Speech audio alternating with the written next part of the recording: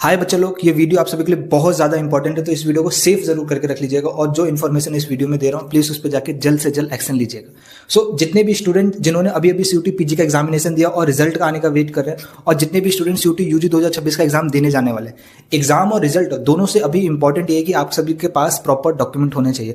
अगर आपके पास proper document ही नहीं होंगे तो आप जिस भी यूनिवर्सिटी में एडमिशन लेने की ट्राई कर रहे हैं, आप उस यूनिवर्सिटीज़ में एडमिशन नहीं ले पाएंगे। तो आपको तो ये पता ही होगा कि हर यूनिवर्सिटीज़ में डिफरेंट कैटेगरीज होती है जिसपे अलग अलग कोटास चलते हैं। कोटा का ये फायदा होता है कि आपकी जो कट ऑफ होती है वो कम जाती है, जैसे कि जनरल कैटेगरी हो गया, इनके सबसे ज़्यादा कट ऑफ हाई जाते हैं। उसके बाद आपके ईडब्ल्यूएस हो गया, ओबीसी हो गया, ओबीसी एनसीएल हो गया, एससी हो गया, एसटी हो गया, कश्मीरी माइग्रेंट हो गया, बहुत सारे डिफरेंट कैटेगरीज के कोटास लगते हैं। सबसे ज़्यादा जो स्पेशल कैटेगरी होती है वो ओबीसी एनसीएल और ईडब्ल्यूएस कैटेगरी होती है। क्यों? क्योंकि इनका डॉक्यूमेंट हर साल आपको बनवाना या फिर रिन्यू करवाना पड़ता है। तो ये डॉक्यूमेंट कब रिन्यू कराया जाता है, किस डेट के बाद रिन्यू कराया जाता है? तो ये डॉक्यूमेंट हर साल नए फाइनेंशियल ईयर की शुरुआत से ही आप ये डॉक्यूमेंट बना सकते हैं। पिछले साल का फाइनेंशियल ईयर वाला जो डॉक्यूमेंट है वो इस साल एडमिशन्स के लिए वैलिड नहीं होता। तो 2025-26 का जो फाइनेंशियल ईयर है वो इस साल 30 मार्च 2026 को खत्म हो चुका है। अब अप्रैल का महीना चल रहा है, आपके पास पूरा अप्रैल है। जिन बच्चों का एडमिशन सीयूटी यूजी के थ्रू डिफरेंट यूनिवर्सिटीज़ में अगस्त के टाइम पे होगा और पीजी के थ्रू आपका एडमिशन जुलाई एंड में करीब हो रहा होगा, तो आपका बस एक अच्छा 2-2.5 महीना टाइम है जिसमें आप ये डॉक्यूमेंट तैयार करा लीजिए। इसका एग्जामिनेशन से कोई लेना देना नहीं है, लेकिन यूनिवर्सिटीज़ में एडमिशन लेने के लिए ज़रूरी है।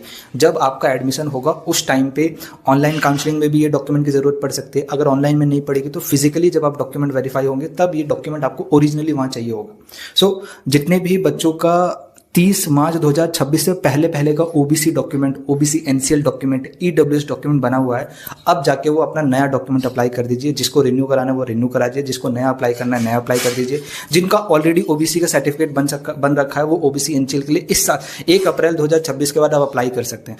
तो ये एक बहुत इंपॉर्टेंट इन्फॉर्मेशन है। जो भी बच्चे ओबीसी कैटेगरी के आते हैं, ओबीसी एनसीएल में आते हैं, ईडब्ल्यूएस में आते हैं, डिफरेंट यूनिवर्सिटीज़ में एडमिशन के लिए अप्लाई करना है, तो आपके पास नया डॉक्यूमेंट होना चाहिए।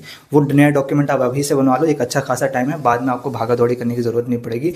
हर स्टेट में ये अलग अलग तरीके से रिन्यू होते हैं।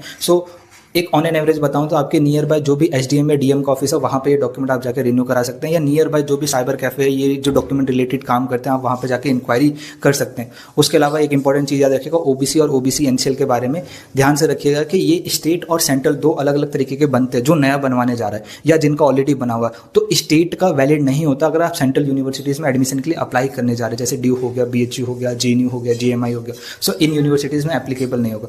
तो प्लीज़ अगर वो स्टेट का है तो सेंट्रल का बनवाइए, सेंट्रल का है तो कोई दिक्कत वाली बात नहीं, उसको रिन्यू करा लीजिए। EWS certificate more over central का ही बनता है, उसका स्टेट से कोई लेना देना नहीं होता। फिर भी एक बार अपने लोकल में जो भी चीज़ होगा उसको इंक्वायरी कर लीजिएगा। ऐसी मोर अपडेट और इंपॉर्टेंट जानकारी के लिए मैं कहूँगा चैनल को सब्सक्राइब रख लो, बेल आइकन को हिट रख लो, इंस्टा पेज को जरूर फॉलो करना।